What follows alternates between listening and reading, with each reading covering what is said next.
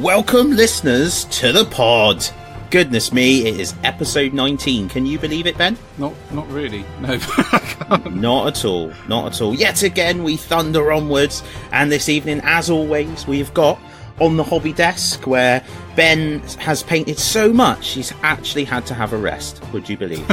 And then we go into the galaxy of war, looking at some cool new artwork we've been enjoying, some cool articles in White Dwarf this month. Into the mortal realms where there's stuff that smells funny, looks grumpy, and wields a big axe. And some Orruks. That's just Ben, by the way. And long pause.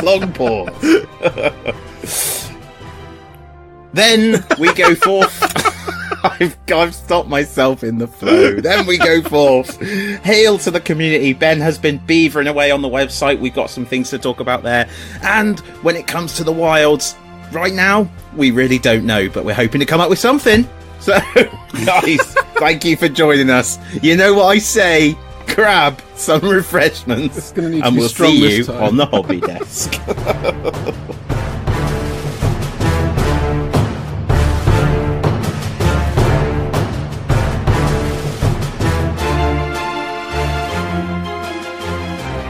Hi guys, and welcome to On the Hobby Desk. What have we got to talk about this hobby desk? So mainly it's madness with my Orruks. Madness, I tell you. And Dan's been playing, so no, we're going to talk about that later. Oh, you've got your demon prince, dude. I have. With your blood. He took a long time. Like, he did take a long time. It just seemed not as long as the Forge Fiends took, to be fair. The sort but there was two of those. Epicness. Yeah, it's true. Well, this guy has 2 claws. Yes. And 2 wings. So I've got to be honest, I've never really liked the model. No. I don't either, but he's really good in the game. No. We say in jest what our heart most means. Anyway, quickly move on. I think you're right though. I think there's an element of that sometimes when you're buying an army, you end up having to have something in that if you're a serious gamer, you need to make a purchase sometimes that you don't really get or like model wise or even background wise. Like I'm really funny about the Wolfen. I'm hugely funny about the Wolfen because I think I don't really want to sort of start spreading the idea that I'm a serious gamer because my record means, it's not good. So, you get where I'm coming from, though. I do get where you're coming from. I mean, to be fair, initially when I wanted a demon prince because, let's be honest, he moved 12 inches and he tore stuff up in combat, and so I wanted him. And then I was like, well, I'm not sure about the model. But when I got the model and I started building it, and I thought, I'll get over it. But actually now he's done. I do really like him, genuinely really like him. I'm glad I went for quite a big base because it brings him up a bit in height. Yeah, I think the base looks really good, mate.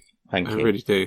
And I really like the blood dripping off of his claw. I know you were of two minds about it, but I think the problem is I was really pleased before I'd done the blood. Like, I really felt like from a brush control perspective with some of the highlights, not totally, and I'm sure there'll be people out there who are amazing at painting and will be like, what are you talking about? But for me personally, he was a real win in sort of neat and tidy. And then I went and started like splattering him in blood. And that's why I was a bit like, oh, but yeah, he looks cool, and it will fit once I finally, and I talk about this every episode, once I finally get around to doing that sort of effect on a few more of the other models, then it'll draw the army together. But I am going to use your sort of sponging idea, because I hadn't considered that with blood, and I think, for me, I just prefer the fact that it's random, but more sort of controlled randomness, rather than just hoping that when you rub a couple of toothbrushes together, something will go well. Which is sort of the approach I took. I think getting blood splatter right I think it's really tough, actually.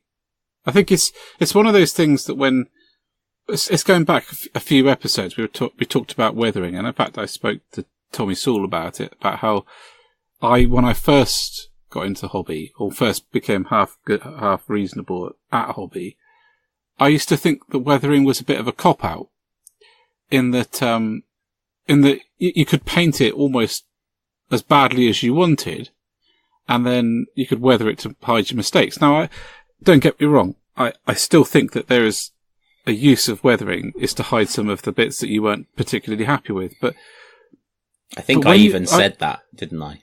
Yeah, you did. For my salamanders. But the more I look, the more I've sort of searched through Instagram or watched things coming in, the more I'm seeing things that just completely changing my mind about it. And I'm seeing weathering as a spectrum from covering stuff up to absolutely sublime. I found, and shared as a model of the day the other day, Instagram feed by a chap called Proteus. Yeah, it's just mad. Yeah, absolutely stunning.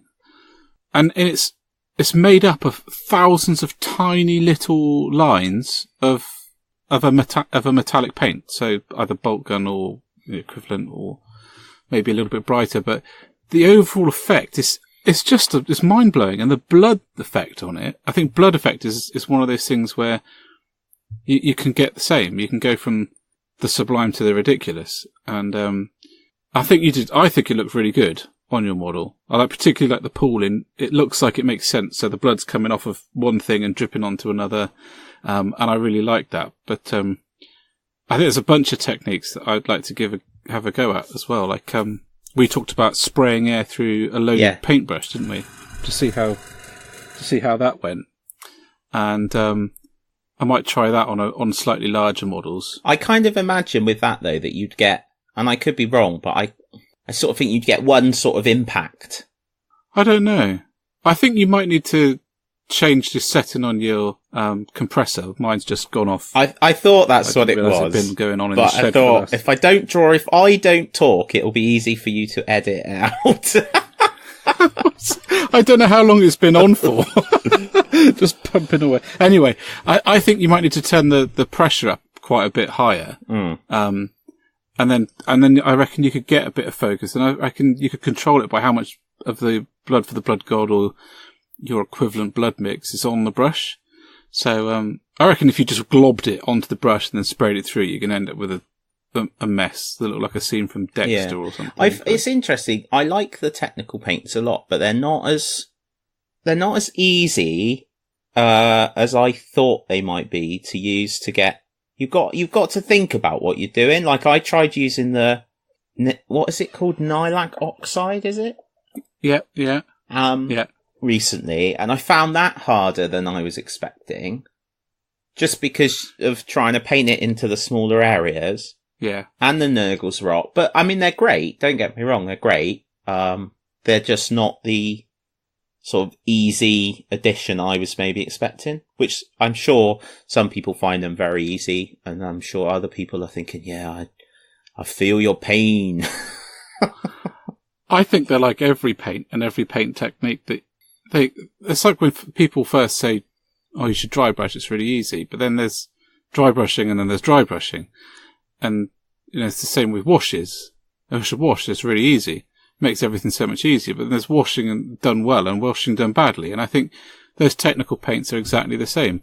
I think the technical paint range, the only one I'm not really sold on is the Reaver's Rust. Because I think it's too orange. And I don't like it as much as other rust effects out there, if that makes any sense. I mean, I see rust effects on people's miniatures and think that's so much better. There's some great rust ones out there, though. There is. Really, really, really is. To be honest, when it comes to weathering, there's some whole ranges, like the AK range of stuff. It's just phenomenal. It's just stuff you don't even think about. Yeah. It's just crazy. I'm really glad you've gone for the blood god. Well, it's too late now, so I'm going to definitely... And it's one of those things I suspect... Well, I hope. The more I do it, obviously, the better it'll come out. But then, as I said to you, I'm painting my blood secretor at the moment. And then that's it. I'm not painting any more corn. Uh-huh. You don't sound like you believe me. No. Not even a little bit. Honest? Sorry, man. Yeah, sure. Yeah. One of the things, going back to blood, one of the things I've started to do more recently, largely because of painting with Marcus. Wait. It's gone on too long. I need to reassure the listeners that wasn't true. And I am going to paint more corn. But it didn't develop as a joke like I was expecting, so I've just kind of got to get in there and save the day. I don't think anyone was under any impression that you were never going to paint corn again, dude. No, probably not, but it was a good excuse to legitimately interrupt you as you started talking. So, painting with Marcus on painting night. I've started now to do my blood effects in 2 layers. So, at least 2 layers. So, setting down a mixture of blood for the blood gourd and Nuln oil. I wash it on to look like dried blood. And then go over once that's dry with blood, fresher looking blood. So that's something that I think is quite. Because you've gone quite a lot with the weathering on the Orruks, haven't you? I have, yeah. That's because I took a line from the book and just went with it, because it says that they're covered in stuff of battle, you know, the stuff that would accumulate after battle. So, I have gone for the weathering quite a bit on them. And you had a bit of a mad rush, didn't you? Because unlike me, you've actually taken to try and get this challenge done. Well, I think it's a nice challenge. I think the first month was a bit of a bitch. a whole getting started box set in a month is quite tough. I could have done them in a more easy style. I know I could, but I don't know why I do it to myself, to be honest. Going with white, and I've never really done a white army. It's a bit of a challenge, but nonetheless, they're done. How many models was it? It's not many, which is really frustrating. It's 14 models. Well, it's still your ratio is 14-1. No, it's 15-1 because you've done Stink Mullet versus me, isn't it? Because I did 1. Yeah.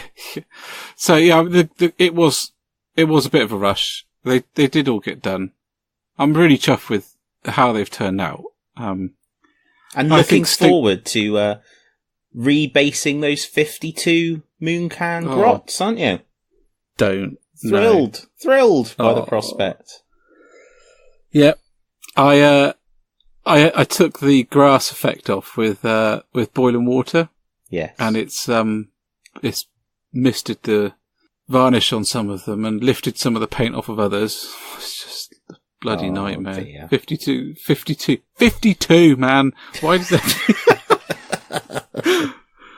With basing them wasn't bad enough, but I'm really happy with how the basing turned out on the army. So I'm in a way happy to go back and redo the goblins because I'm wanting to get a larger destruction army because I really like a lot of the destruction range, to be honest, and it gives me an excuse to buy some of the Beastclaw Raider models for a start. Yeah, and you're going to add a Maw Crusher next, is that right? Yeah, I made the mistake of asking people what to do next, and they've said the Maw Crusher. I don't think I've ever painted a monster that big. I've painted vehicles that big. Phenomenal! I can't wait until you do it. Imagine what you can get up to with the base. It's huge. Yeah, I'm going to use the big dragony skull thing from the skull pack, and I'm going to use a few things on it. I'm really quite excited about it, actually. Oh, it's phenomenal. It's so cool. But I'm gonna airbrush the monster. Yeah. So I'm not a little bit scared about that because I'm gonna largely do it with the airbrush and see how it turns out, and maybe work back into it with shading and highlighting to repair bits that I've buggered up. But I don't know what colour to do it, mate. No, I was just thinking about that. Probably something. Because I thought red, and then I thought, well, red would work with the army, but then I thought, actually, I'd quite like it to be a different colour that still worked with the army. Yeah. So then I thought green, but then I don't know. I'm really struggling with the colour. I'm going around in circles. Like a lighter green, maybe? I've gone from red to green to brown. I even went for purple for a little bit. Because stink mullets... I think brown. I think you're onto something there, actually. More of a realistic sort of tone. Brown working into green in places, perhaps. What sort of brown? Reddy brown or yellowy brown? Like reddy. an earthy brown, like a real beast. Yeah. We'll look up some reference material. Yeah, Google search real dragons and see what comes up. It's going to be effective. Oh, thanks, Mrs. Sarcastic. I was thinking more like, I don't know, elephants that are obviously grey, but... Crocodiles. Brown elephants. Crocodiles, yeah. Exactly. They're kind of a browny green, aren't See, they? you can be sensible when you put your effort into it. Only a little bit. Yeah. It wears off. It takes a lot of effort. Excellent. So anything else? Next. Well, a stink mullet. I'm so chuffed with stink mullet that I think he's the best thing I've ever painted. Yeah? Well, I haven't seen him in the flesh yet, and you've painted some awesome stuff.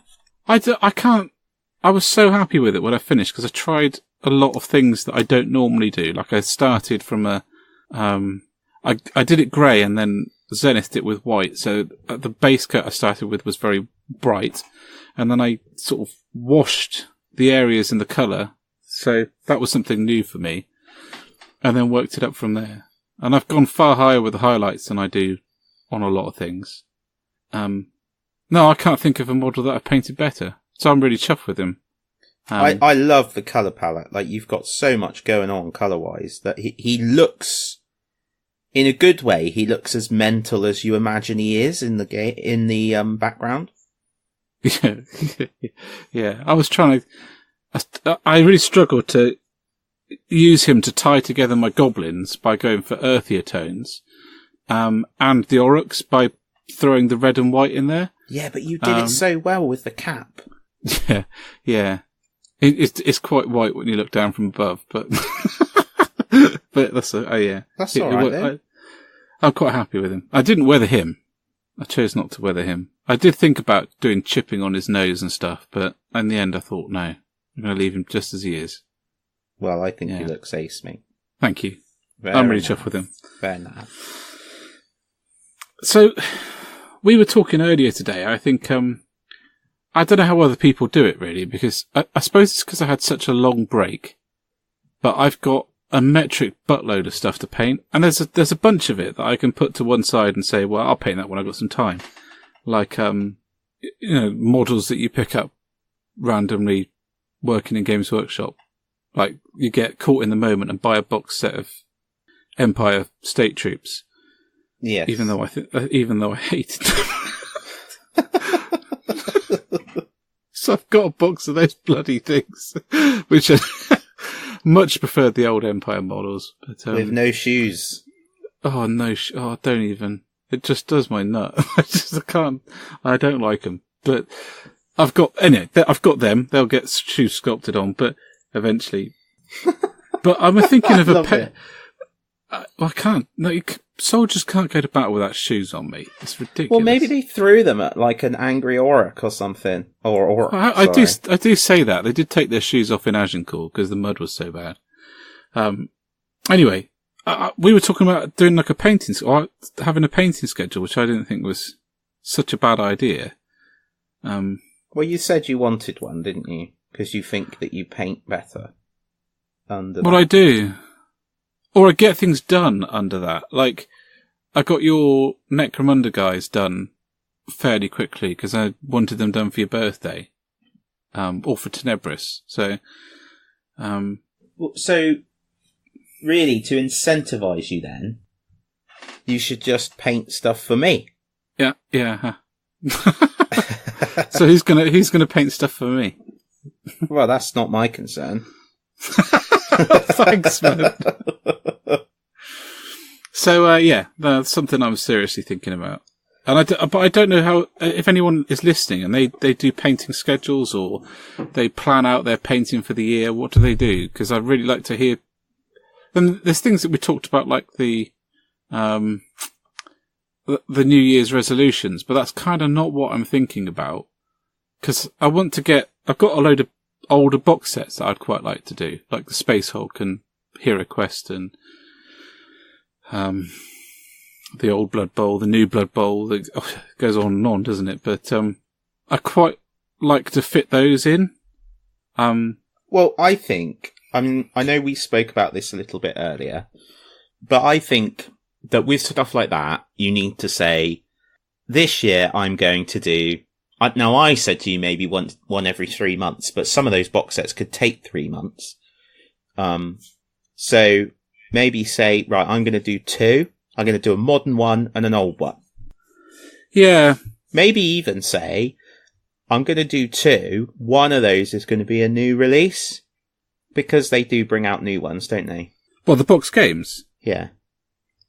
Yeah, no, I think I'd just like to get... The thing is, it probably won't take me long to paint the Hero Quest one because they're significantly less detailed. Whereas, if you compare it to something like Silver Tower, that's probably 2 months' work straight off the bat. Yeah. I think. If you wanted to make them models in there half decent. Yeah, there's a lot in there.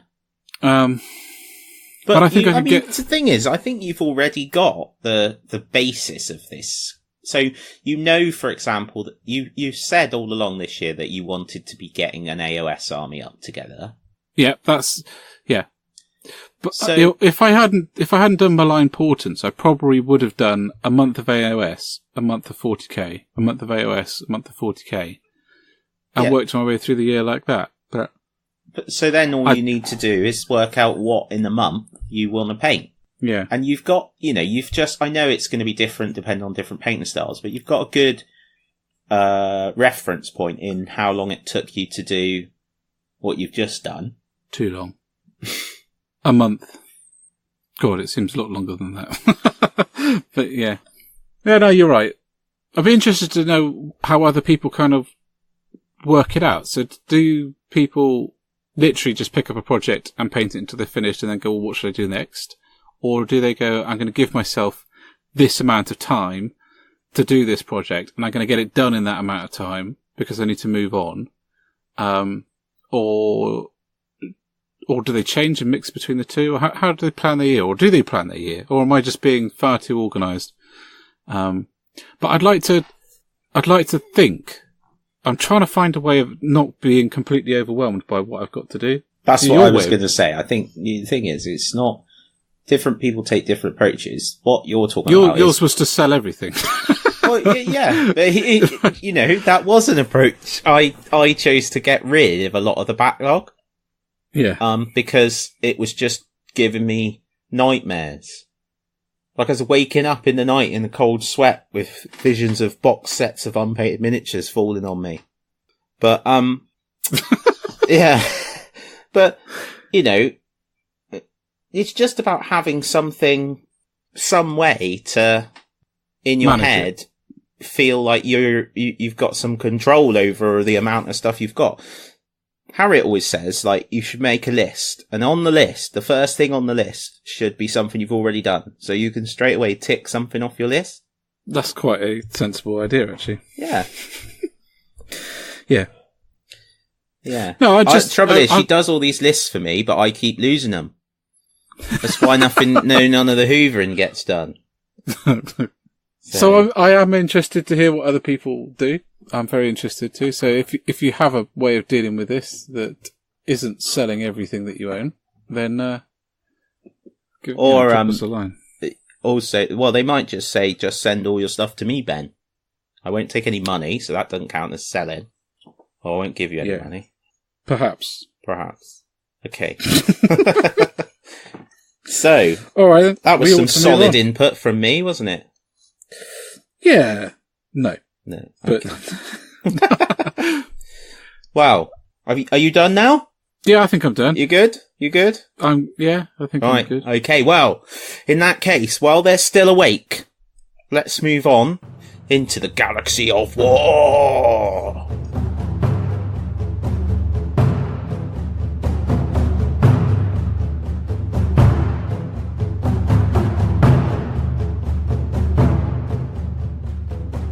Welcome back, listeners. The pod continues to thunder on towards yet another planet, through now the Galaxy of War. So, Ben and I have, it's fair to say, probably done a bit less 40k over the last couple of weeks, haven't we, really? Or 40k, 30k, what have you. So, we have had a look in White Dwarf for some inspiration. And there's a couple of cool things in there we want to talk about. So the Tau, for a start. So we've seen the Tau appear again with their new codex. And, yeah. Ben, have you read much about it? I've been terrible. I've not actually really looked at... I haven't. I haven't, to be honest. But you... It's really bad, but I genuinely... The Tau I've always found are a bit weird. I think it's because they still feel like an outsider, even from where it sounds weird, doesn't it? But I know they are in the background, and I think it's because they're new and they haven't been there for the whole time that I've been playing. They still feel a bit weird and a bit outside. I do want... No, carry on. No, don't worry about me. Okay, I won't. So I did want to pick up the codex and have a look at the background, because apparently they're into their, is it 5th sphere now of expansion? And they've used some kind of rift to appear on other parts of the galaxy. Well, it talks about that rift, or it talks about the technology in the 4th expansion, and how it was a total mistake. In some ways, I'm not really sure what they mean by that. That's in the White Dwarf, I think. And the Ethereal have done their best to sort of limit people getting their hands on it or using it. I suppose it's interesting because the Tau, when you think about it, in percentage of galaxy that they inhabit, is so small, and therefore the ratio of living Tau versus many of the other races is going to be very small. So their technology is great, but I suppose at the moment they're sort of driven by this, we can overcome anything, aren't they? And then, I was going to say, but then I know there used to be a great piece of background around like the first time the Tau come across a hive world, and they can't quite believe it because there's as many humans on one world as there is in like most of Tau space of Tau.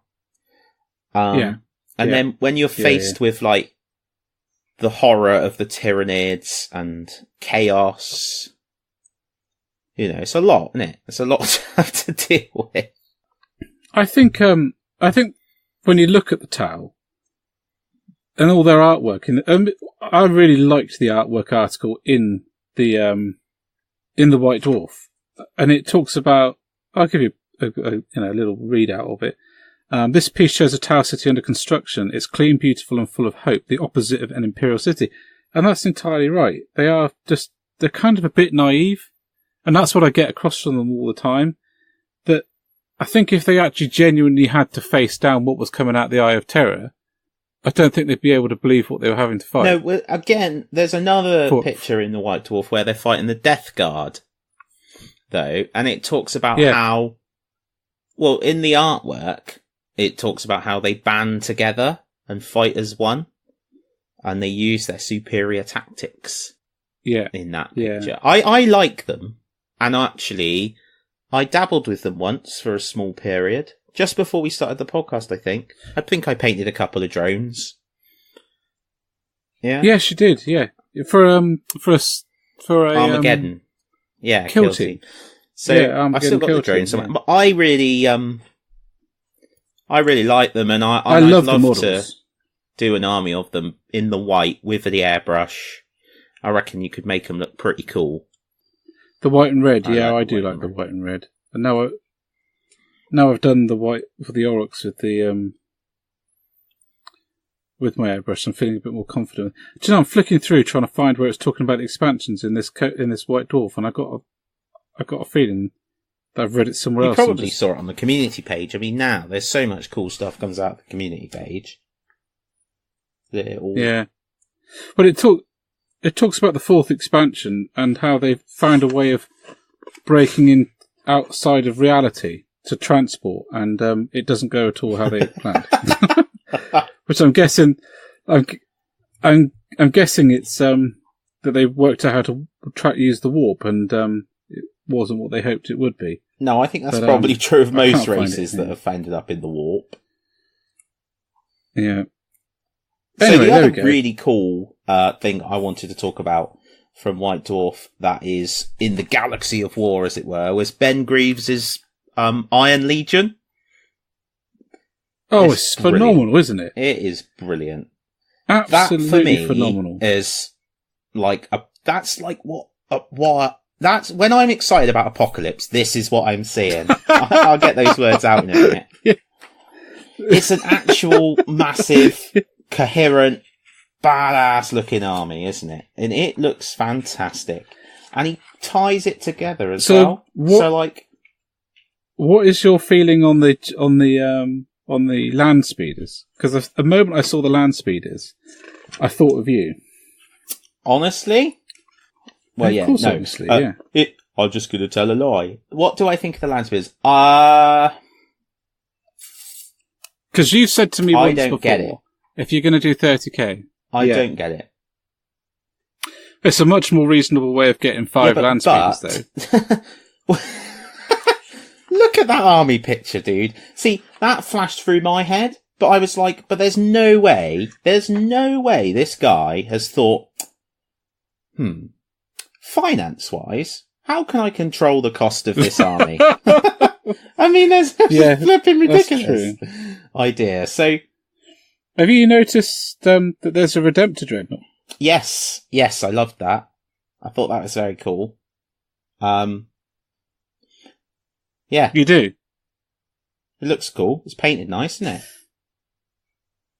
Oh, yeah, absolutely. It looks gorgeous, but do you reckon he's using it as a Council's Leviathan? Ooh. Probably. But then, it might be that he uses... I wonder if he uses some bits... It might be because he uses some bits for 40k. I don't know. It'd probably be really, really good if rather than just looking at the pictures, I've read the article. Because I just... He talks about the Redemptor. It's in the first paragraph.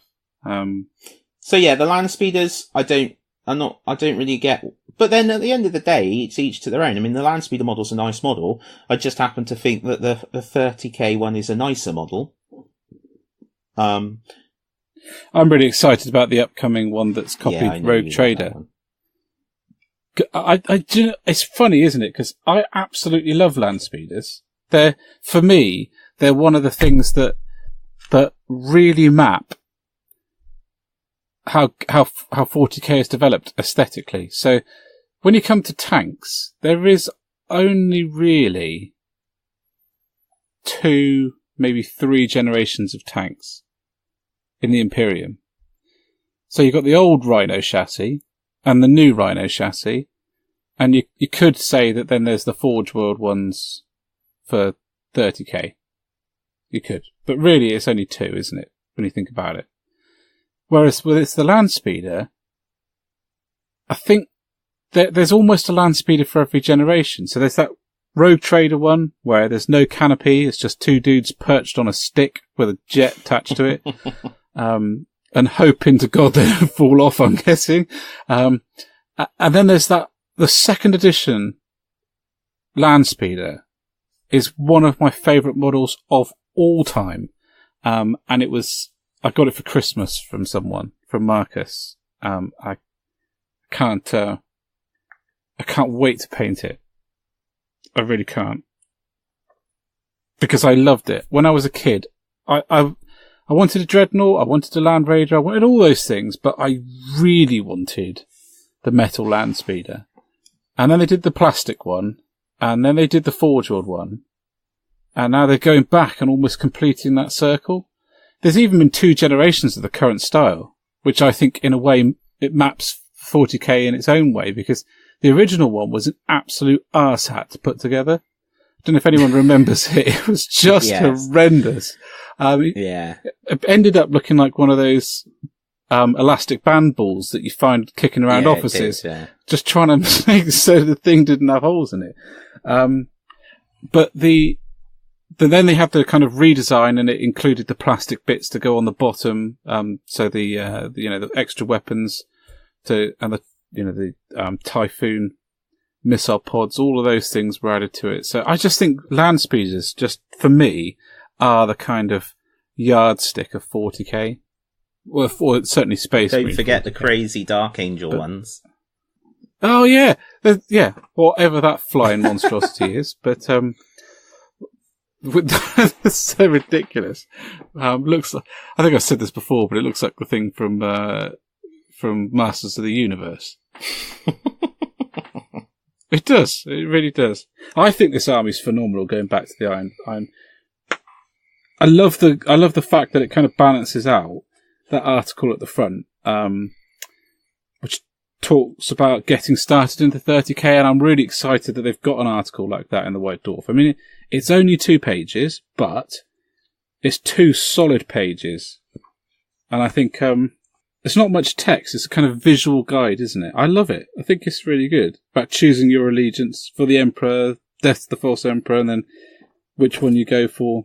Love it. Yeah, it's very good. I thought that was good. It's funny though, because in 30k, as I've said before, I'm just completely a loyalist. It's funny what 10,000 years will do. Yeah. I'm not going to comment.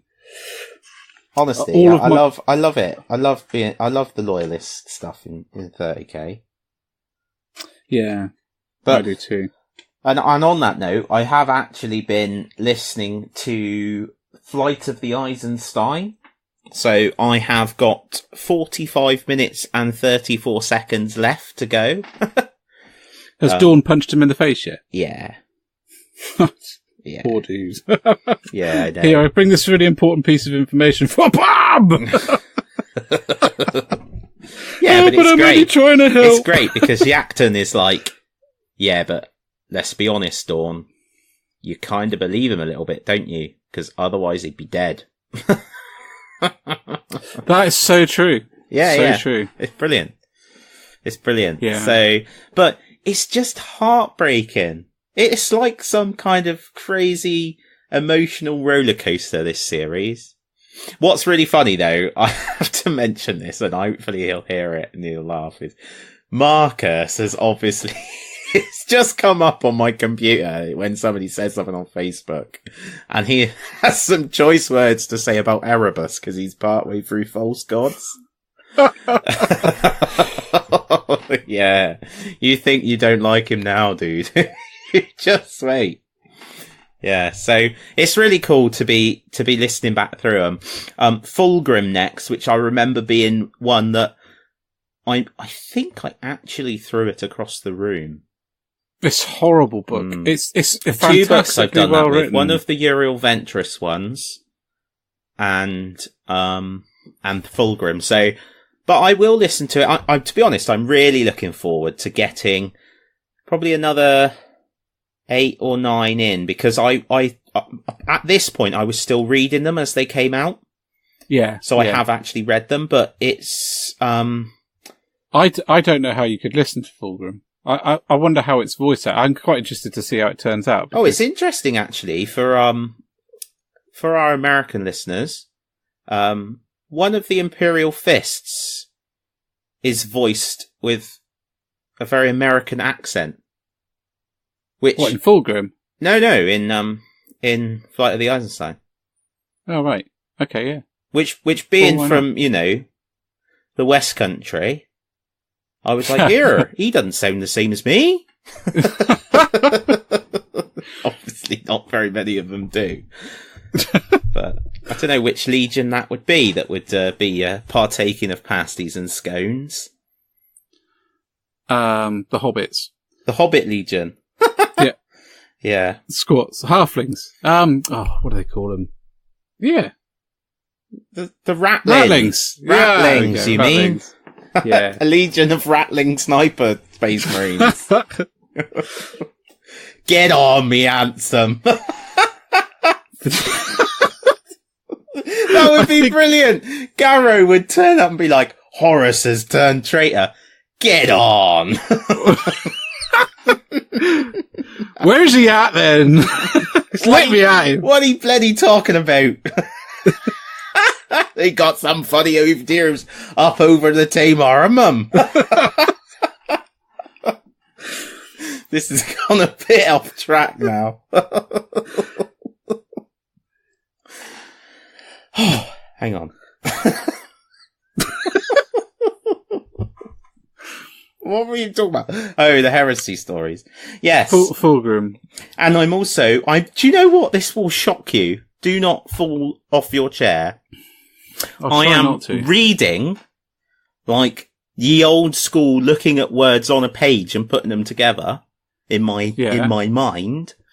Magos, the new Eisenhorn novel. Oh, cool. And because I got so excited and I needed something to read because I spend too much time flicking through the iPad when I go to bed. And the light isn't good for your brain, apparently, or something like that.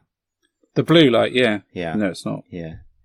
Yeah. To be honest, Belgian buns aren't good for me stomach, but they're bloody lovely, so I'd eat them.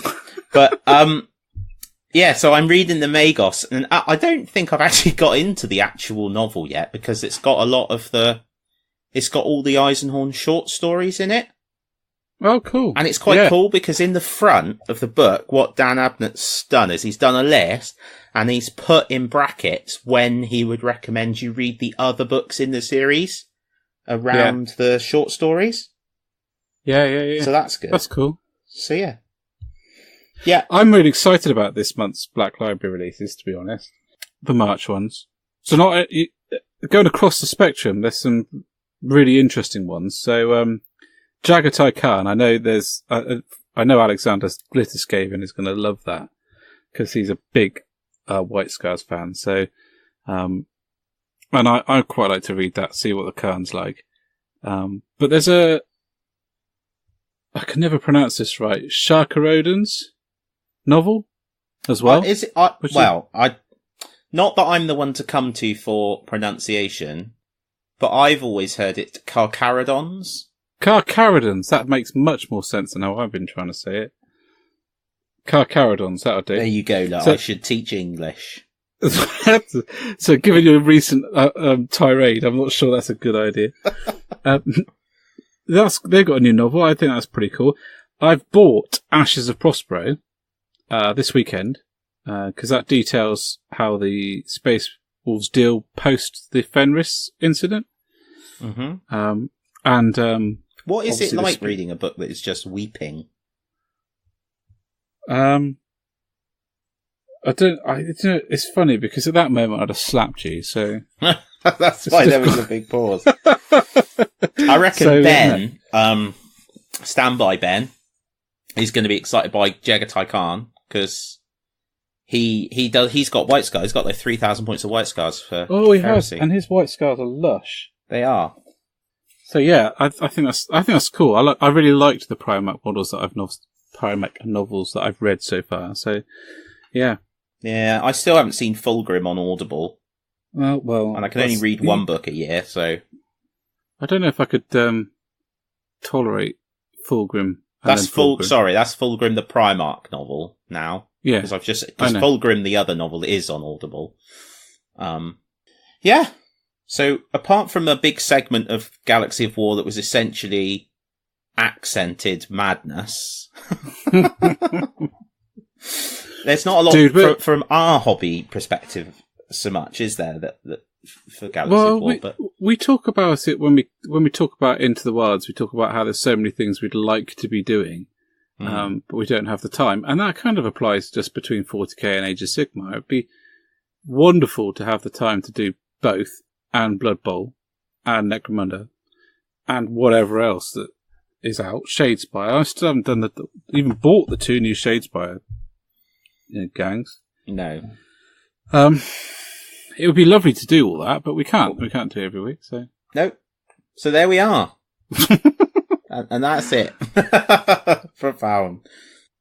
Right, so let's move on to the Mortal Realms and see if we can find any more common sense there. Yeah, I doubt it.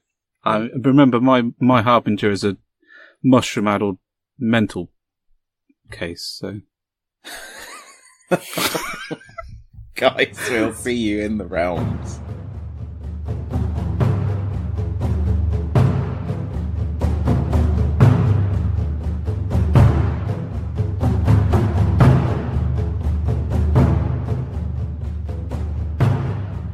Hi guys, I'd like to be able to be as good as Dan at talking about drop pods and thundering on and all of that cool, exciting stuff. So just assume I said something cool and exciting, and then we can crack on into the Mortal Realms. I'm absolutely and completely obsessed with Age of Sigmar at the moment. I know. I'm literally to the point at the moment where I've got my Deathwatch mini army sat on top of my recording box to try and motivate me about 40k. And it's not really working. But, so I have been beavering away with the Mortal Realms painting side of it, but I've really struggled to get a game in because, if any of you are abroad, you probably recognise that, Britain has had a couple of inches of snow and then completely shut down because we're absolutely bloody hopeless at dealing with snow. It makes me laugh. I will not forget that when I worked in Games Workshop Stockholm, I woke up one morning and there was snow deeper than what we had yesterday or the day before, whenever it was. And I can remember saying to Baz, "Oh, so what do we do today then?" And he kind of looked at me as if to say, "What do you mean, what do we do today? We go to work." and off we trudged through this snow to the bus, which arrived on time. Took us to the train, which also arrived on time. Took us into the centre of Stockholm, which had heated pavements. And we opened the shop and we had a normal day's trading. And then we went home. So, whereas I can remember when it snowed when I ran Games Workshop Truro and I opened it and I sold a pot of paint all day. And the only reason I got there is because I could see the shop pretty much from where I was staying. So yeah. It's terrible, isn't it? Brilliant. Well, that's pretty much shut down most of my gaming for a fortnight. It stopped me getting to work on Friday. I couldn't get the car up the hill. Really? Yeah, just slid up and down it like a weird kind of slide event with a child trying to climb up a slide and then sliding back down again. Mind you, I didn't get to work yesterday because of the snow. It's crazy on the hills, but there we are. So that's made gaming difficult for you. But painting wise, I've been all over it. But you have actually managed to play a game, haven't you? I have, yes. I played. Did you use the Mortal Realms? The Malign Portents rule set? No. Oh, lame. Well, it's because I don't have it, because you know that I was on a... Yeah, but you must have been playing someone who did, surely. No, Wosley didn't have it. But Tom came round, who did have it, but we were already well into it by then. So will. Who won? We will. Did you get your ass handed to you by the Wanderers again? No, and that didn't happen last time either, thank you very much. In fact, last time, according to my book, I won 16 points to 0. So Dan has made a stunning comeback, because this time it was a minor victory to Dan, and that's because it was 17 victory points each, but Dan had killed 1,160 points, and I had only killed 940. Oh, right, yeah. But It was crazy. It was crazy. It went the full 5 turns. So really interesting sort of swing to it. So I started off really strong I had 10 victory points by turn 2. Yeah. And Dan was only on 2. But then as Dan sort of got into the swing of it, he started capturing them towards the end. Was really, really good game, actually. I had 7 bloodletters who managed to shiv Dryker, which was funny. I thought, really? Yeah. Well, they had 2 attacks each. My dice on that attack were just insane. I needed 5s and 6s to do mortal wounds, and I killed her in one go with 15 attacks, and she's got like 10 wounds. So yeah, that was pretty lucky. But yeah, Dan kept in there and pulled out a win. So very good. He also left loads and loads and loads of flipping tiny leaves all over my gaming mat because he's been redoing his bases and they look excellent, but he's been using them tiny leaves that you can buy. Which ones? The The ones that are actually cut in the shape of leaves. Yeah. Yeah. And they look... they look Has great. He been making them using the Green Stuff World punches? No, that's more effort than Wasley would put in. He's bought them, ready to go. Well, I really like them. I did toy with the idea of them, but... Well, you can have... I'll sweep some up here, because I got loads of them. I didn't... they all fell off all over the place. I didn't have time to buy any, so I ended up using herbs. Yeah. Mixed herbs, which I don't think look too bad. Good. Well, they didn't. They look great. But so the game was good. Sadly, I had one unpainted model in my 2,000-point army. Lame. Yeah, I know. But he is now half painted because he's on the painting table. So that's the banner dude, the Blood Secretor, the one that like everybody has. I don't know why I've not painted him. But as often when I play a game, that got me excited, and I wanted to paint maybe some. I can't remember what they're called. I think they're called Skull Reapers. There's definitely the word skull in there. Well, Khorne aren't original. They're a bit like Space Wolves, isn't there? Yeah. It's either the word wolf for Space Wolves and skull or blood for Khorne. It's not, you know. Yeah. Interesting, actually. I saw a little article today about how, even though Ultramarines are the fanboys, at least they don't go around putting Ultra at the front of everything. Oh, yeah, I read that. I thought you might have. Yeah. I was going to share it to you, but I thought, nah, he's probably seen it. I did. I posted my yawn gif to it. Ultra Scouts. I love it. Anyway, yeah, so, good game. What's Dan up to now? Oh yeah, he's painting Dryka next, although he needs to pick her up from my house first. He pick her up with some of these leaves. But, we played Battle for the Past. So we played Down the Table, which we'd not done Did that not really scupper you? Yeah, it was a bit of a pain, to be honest. Because one of the things you always talk about with the Khorne is how hard it is to get to your opponent. Yeah, but that's getting less. So, yes, it did scupper me because I had the Murder Host. So I got an initial sort of pounce on, and I got the double turn.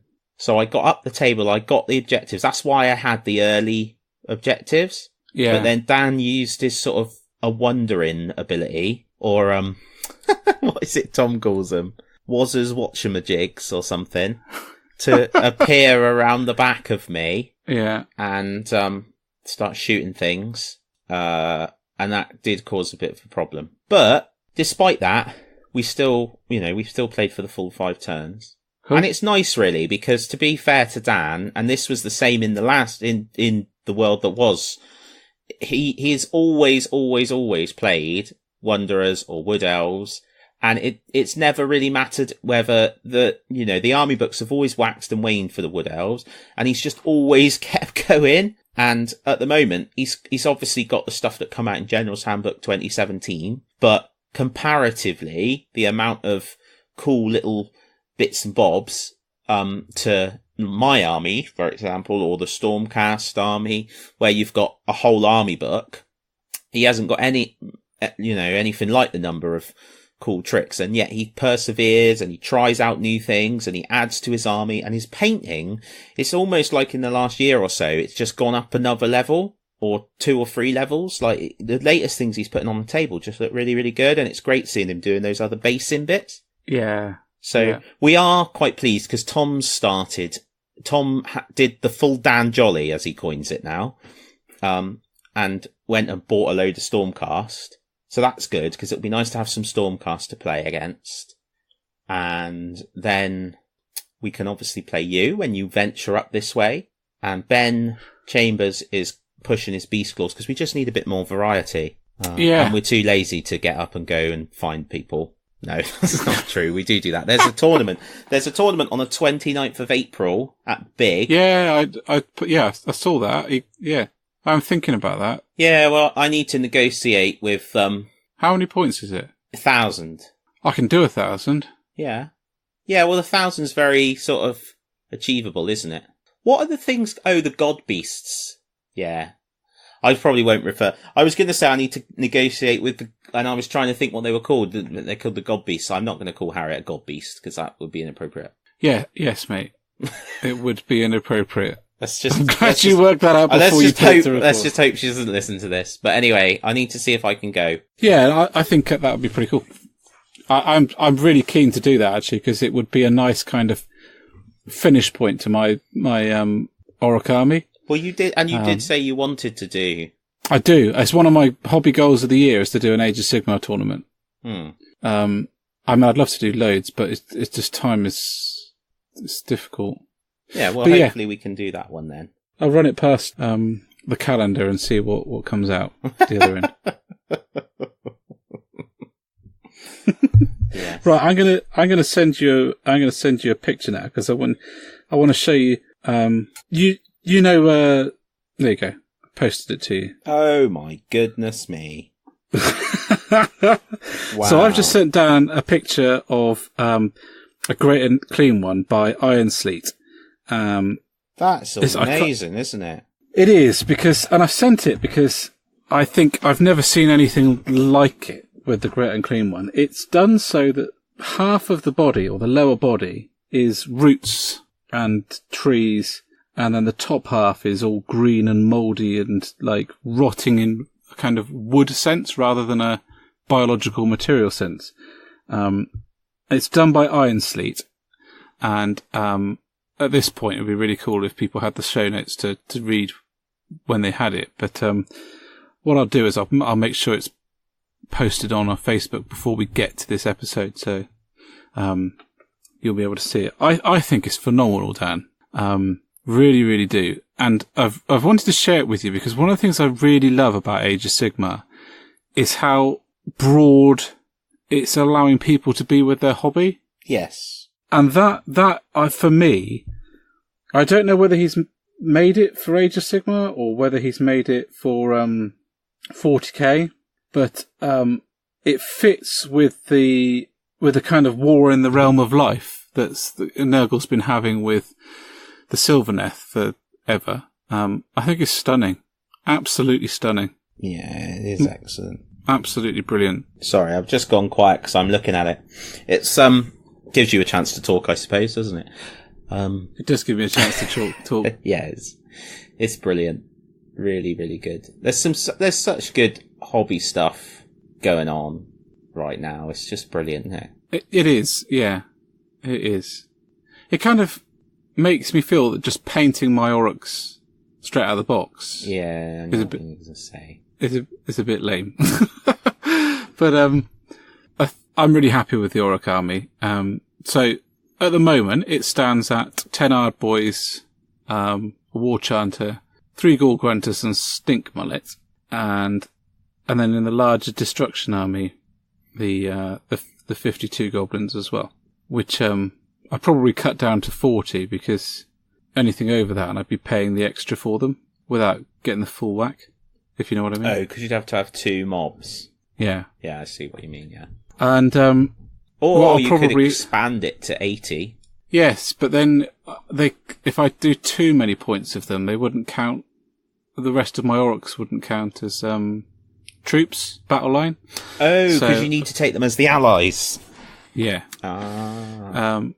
So in the last game I played, I don't know if I've spoken about this game. I played a game with them, 1,000 points against John and his Khorne, and that was a bit of a getting started Mark II for me. It certainly was getting started with the army. Really enjoyed that game, and thanks, John, for that. In that I had Orc War Boss on foot, another 10 Ard Boys, and that largely made up my army. And that was 1,000 points. So what I might do is replace the Ard Boys with a unit of 5 Brutes, and then keep the War Boss on foot. Be nice to see some Brutes. I love Brutes. I think the Brute models are just incredible. Yeah, they are very good.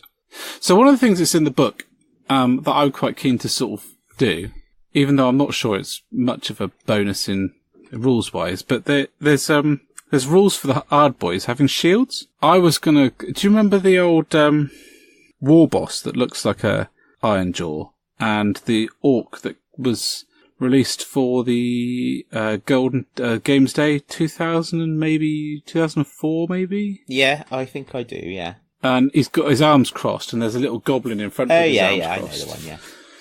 He's got a shield on his back. I reckon I can make 5 or 6 of those out of plasticard and make a unit of of boys, hard boys with shields, just for the fun of it.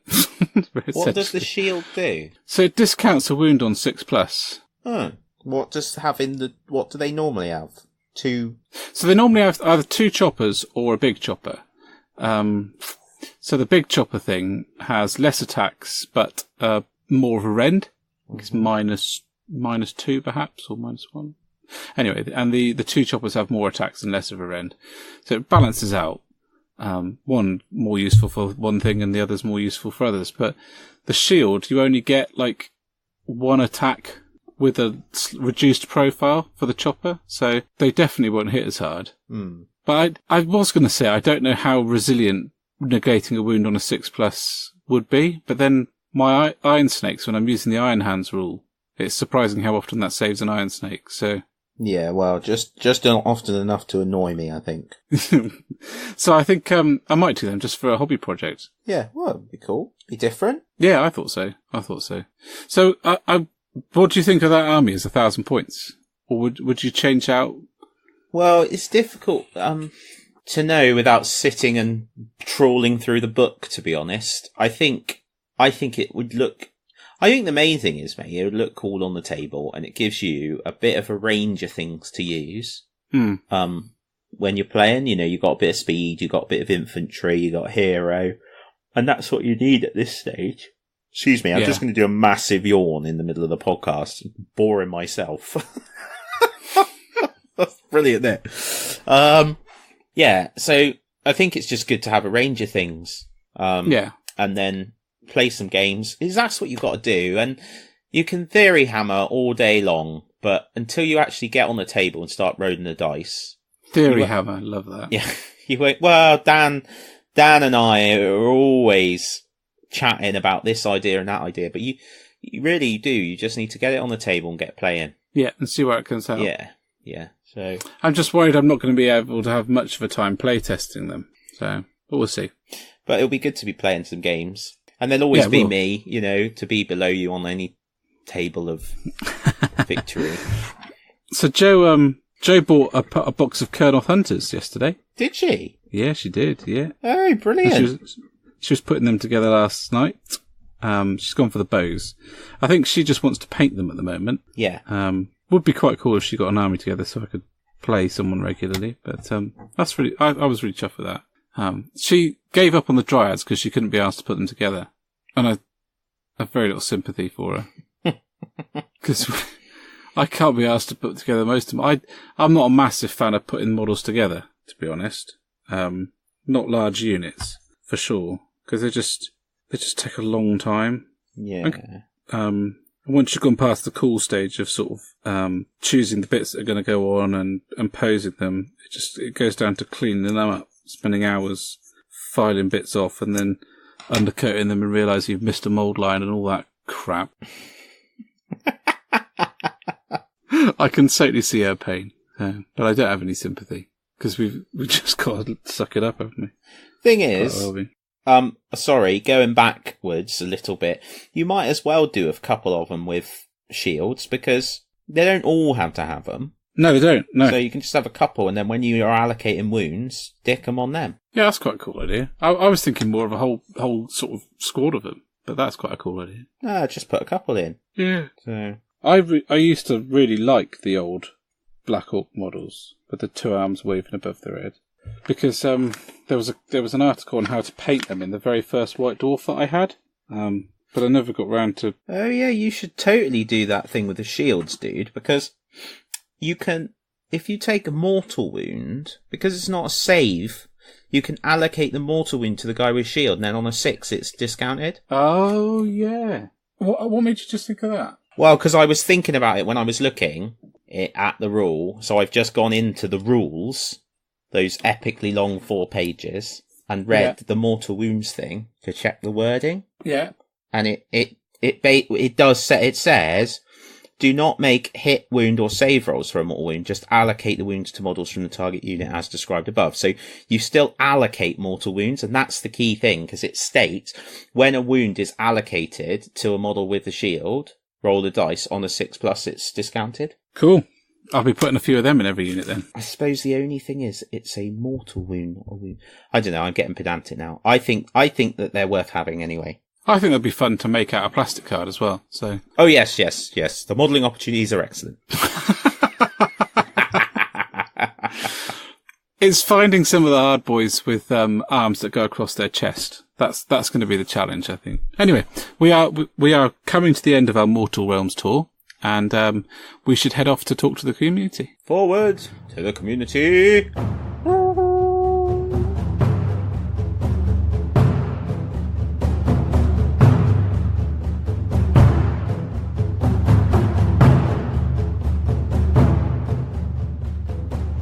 Welcome back, fellow listeners. I say fellow listeners as if I listen to it myself. I suppose I do. Yeah, cool. Anyway, we're in the pod. It's quite a community of fun and excitement inside a drop pod, as you can imagine, thundering towards a planet. And community speaking, Ben has been beavering away on the website, adding some epic technological functionality in the form of a map. And a calendar. Yeah. Is that right, dude? Yeah, and a calendar. And a calendar? Sorry, and a calendar. I apologise. And a calendar. Dun, dun, dun. Is it interactive? Yeah. Well, you can read it. Oh, flipping blimey. Right, that's quite exciting, man. Look. So, come on, tell us what you've been doing. I think one of the things that we've always tried to do, or hopefully tried to do, and I hope it's come across, is support the community. We really enjoy the gaming community, so we've always wanted to give something back. So that this podcast is always been a little bit about helping the groups around us, helping people around us. Things like Model of the Day has always been about not just sharing something and going, look how cool this is, because that's awesome, but also going, look how cool this painter is. I think sometimes it's really hard to know about these people unless you're really looking out for them or, got your finger in all these pies. So we've always tried to give people shout outs where we can. And part of that is people do tend to come to us a lot, don't they, Dan, and say, is there a club in our area? Or do you know of a club in here? Or yes. Is there anywhere I can go to play 40k? And that happens surprisingly regularly. And we've enjoyed searching out clubs for people. We tend to focus, obviously people ask us about Bristol and the Cornwall area. That is probably helpful because we don't know much about the others.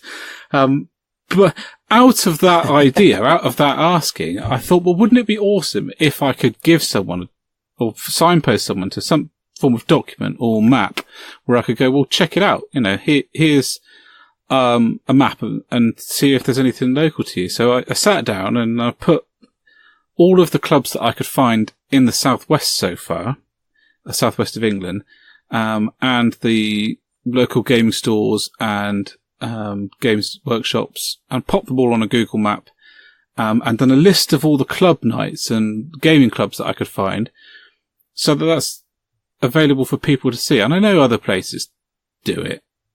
And there's the Gaming Club Network and various other things do something similar, but they don't have the epic beard that you have. Perhaps not.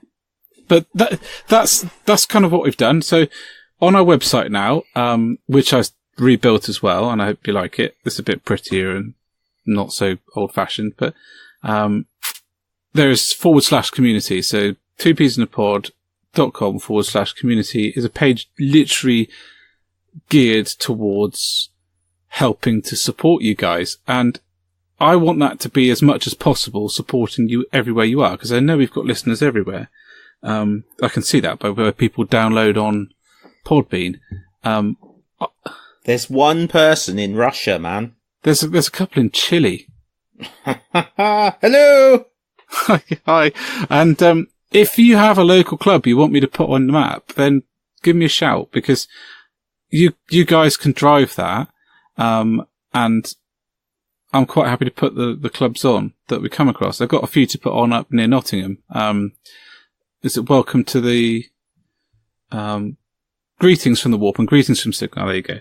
It's a club up in Nottingham, and I'm going to stick those on because you know, they've been really interactive with us, and it'd be nice to give something back. So, also, one of the things I'm trying to do is create an events calendar, because I know one of the things that I've spoken to a couple of guys who run stores or venues down in the south, and they've said it would actually be really useful to have a kind of centralized calendar as much as possible to see whether or not anyone else is running an event. Because if you're running a Shadespire event on Saturday or something, and the store just down the road is doing the same, you know, that's not such a bit of a bummer. So I've done that too. So there's a calendar on there. It'll also help me plan my life if you're doing that. Yeah. And, but that's going to be really tough for me to keep on track of. If I see an event come up, I will pop it on there.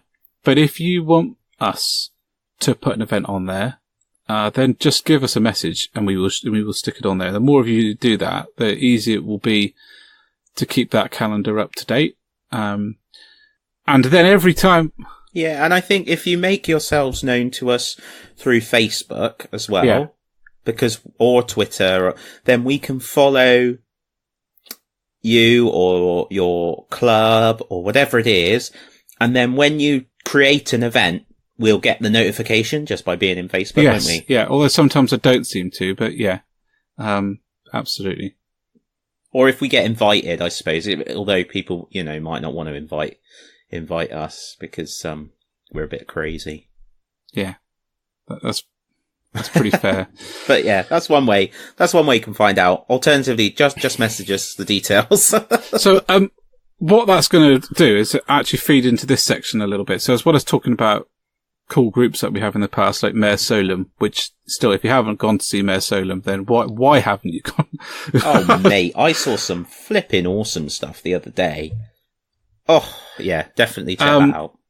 We're gonna sort of talk through the events that are coming up over the next 2 weeks until the next podcast. So, when you are listening to this, it should be at least the 6th of March. And this weekend, as we're recording, Dan, the Terra Gaming store in Newton Abbot have been running a 24-hour paint-a-thon. So, kudos to anyone there who's managed to complete that, because they're pretty savage. That is, yeah.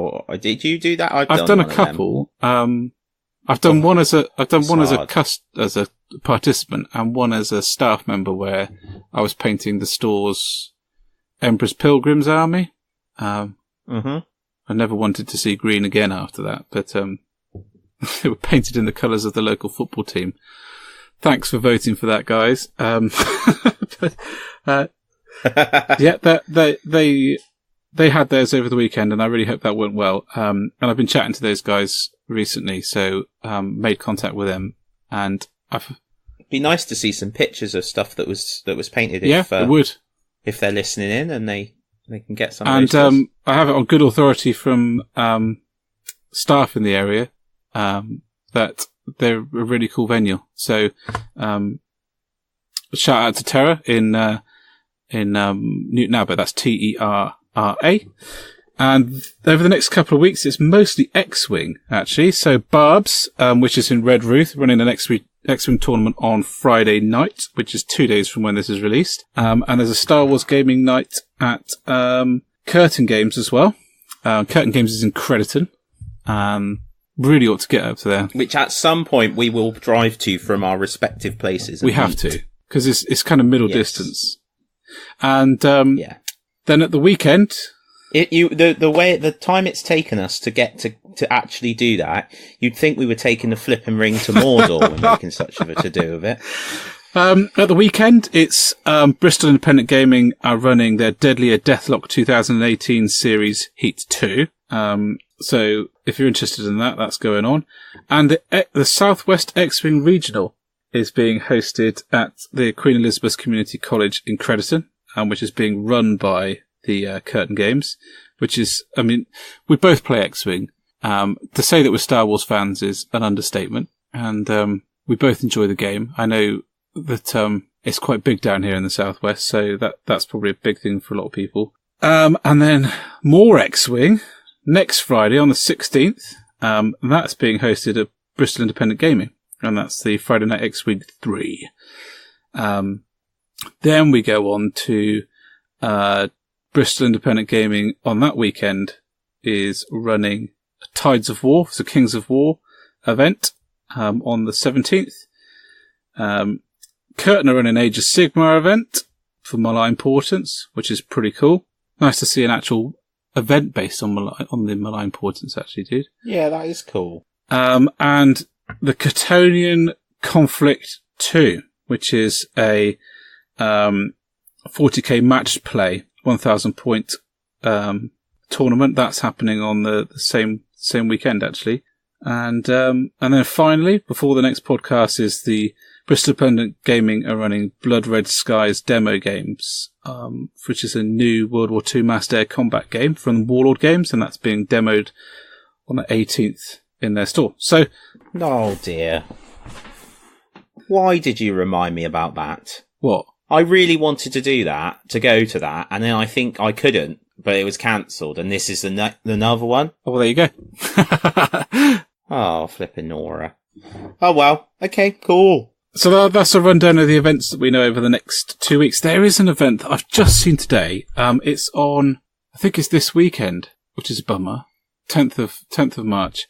Nowhere near us, though. Games Workshop Salisbury have got David Soper in, dudes, to sit and paint. Really? For the whole day. Yeah, as a sitting gamer, giving, like, tips and lessons, which is just... Salisbury's not that far from me. It's a long way from me. You're down... Well, yeah, and also, I'm going to be down that way by then. But, I mean, that's wicked. If you live anywhere near Salisbury, you'd be mad not to go down and sit with, and listen to what David Soper has to say. I learned more in an hour sat with Tommy Saul in Truro than I have done in years of painting. So, sitting down with a master painter is worth its weight in gold, and you would pay significant amount of money to do that.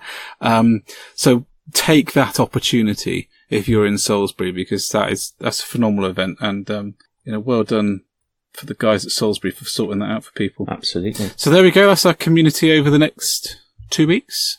Dun, dun, dun. Like I said, if you want us to give a shout out to about an event, or you want us to sort of feedback on how an event went, then send us your stuff. Seriously. Mainly because we just love looking at what people are getting up to. We say that a lot, but it is honestly true. We do. We absolutely do. And on that point, and if I'm throwing this out there too soon, Ben, you can just edit it out. But we are going to, we're going to set up a group, aren't we? Group page, Facebook group page. It's all ready to go. Pardon? It's essentially ready to go. We're just setting up the moderators and stuff. So, but yeah. Yeah. So some friends of the show, just to coin a phrase that you hear a lot, some friends of the show are going to help with moderating that. But the main reason we wanted to do that is we see some awesome stuff and have some awesome conversations with some of you guys, through Facebook. But it'd be really nice to see more of that stuff popping up and more of the interactions between you guys. And a group Facebook thing is a better forum for that. So we still have the page, and that'll be where we'll communicate, and post articles. All the goings on for those that are interested in those things. But the group will be there for you guys, really, and just to hand over to the community, with the random bit of P-pod input every now and then, eh? Yeah. Yeah. So that should be up and running possibly by the time that this is, broadcast. If it's not up by then, I'll whip Ben some more. And that's just for a pastime. Doom. Shall we move on? Alrighty. Let's head on over to the wilds. To the wilds. Born to be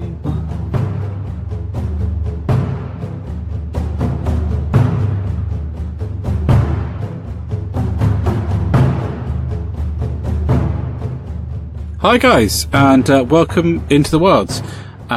We've been trying to think of something to talk about for the last hour and a half, and it came to us just quite suddenly that one of the things that's been sort of talked about this last week is this new Conquest magazine, which is, okay, it's Games Workshop related, but we haven't seen anything outside of Games Workshop for the last 2 weeks that we know enough about to talk about. That's probably the best way to put it. Yeah, it's not.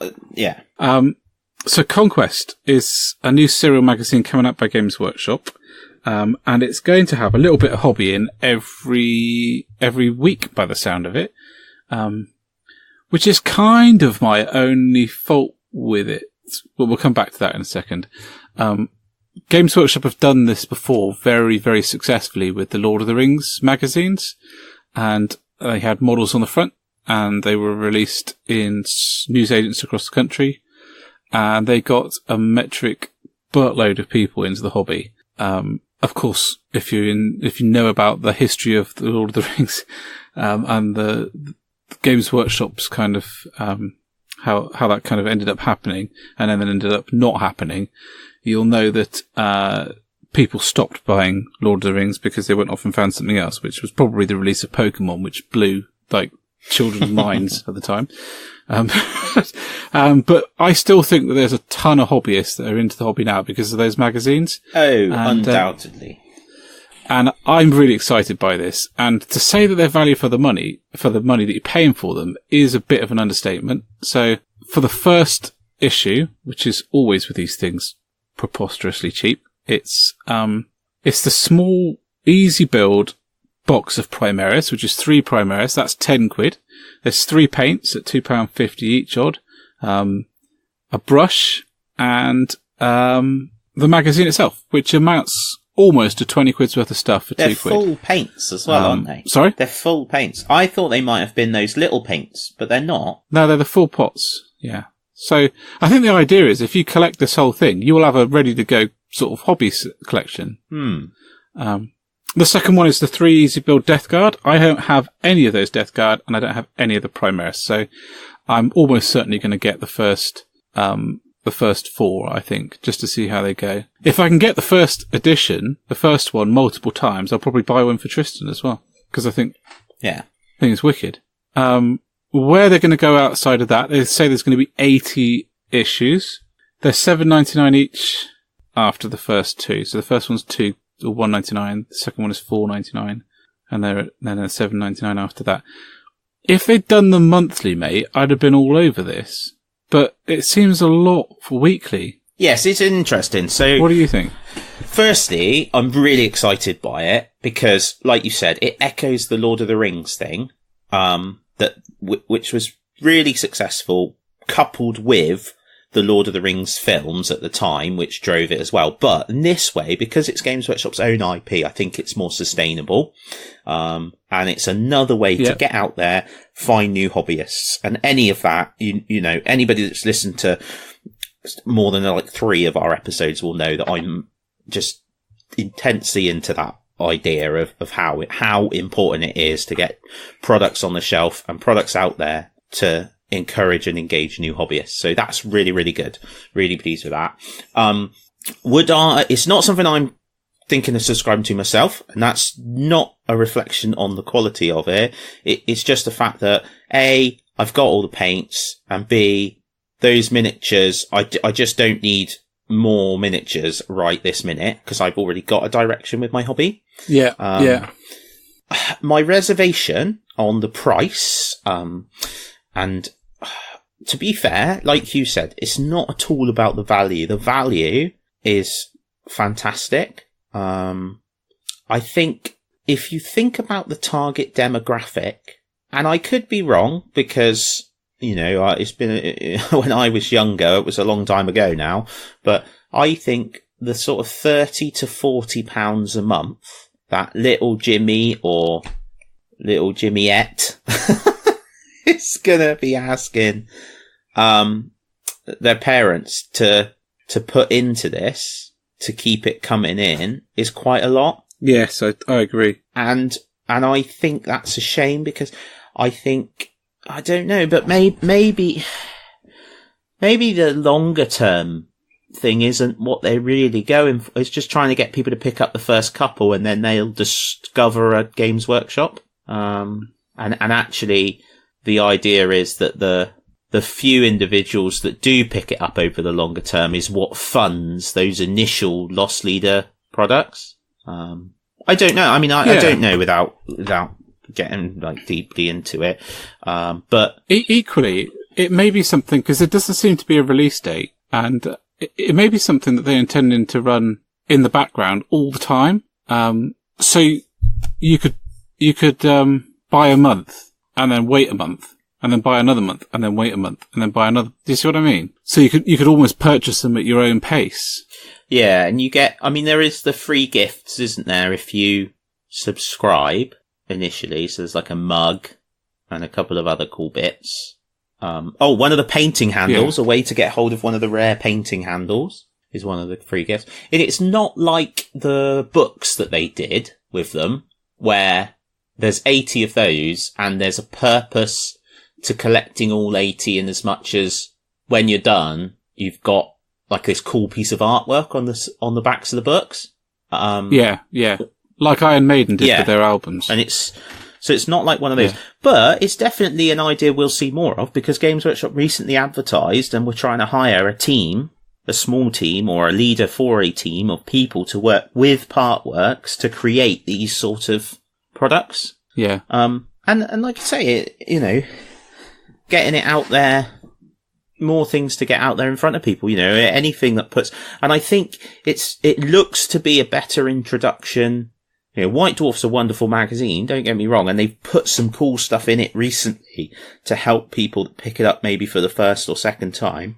But if you're 10, 11, 12 years old and you're in Smith's, while that's still a thing, and looking at magazines, getting something that you can take home and interact with. We've said this loads of times, that when somebody comes into Games Workshop for the first time, the most important thing is that they leave with something. It doesn't matter what it is, but they need something that they can take away and interact with away from the shop. Like a miniature, like a single miniature. So it's good for that. Well, my first couple of White Dwarves was the one with the wizard on the front, and then the one with the Khorne Berserker on the front. They were my first two, and that was for a reason, because my parents saw more value in picking up a White Dwarf with a free model on the front. Yeah. Now, back then, there was a lot of free stuff on the front of lots of different magazines. So, computer magazines had like floppy disks on the front, and I'm sounding proper old now. And the model, again, the White Dwarf quite often had something free in with it. Now you don't tend to so much. You do occasionally, and I know with kids magazines, you pay a ridiculous amount and get just a handfuls of crap, plastic, horrible stuff that just litters my house for me to stand on. You sound like a dude out of that Grumpy Old Men program.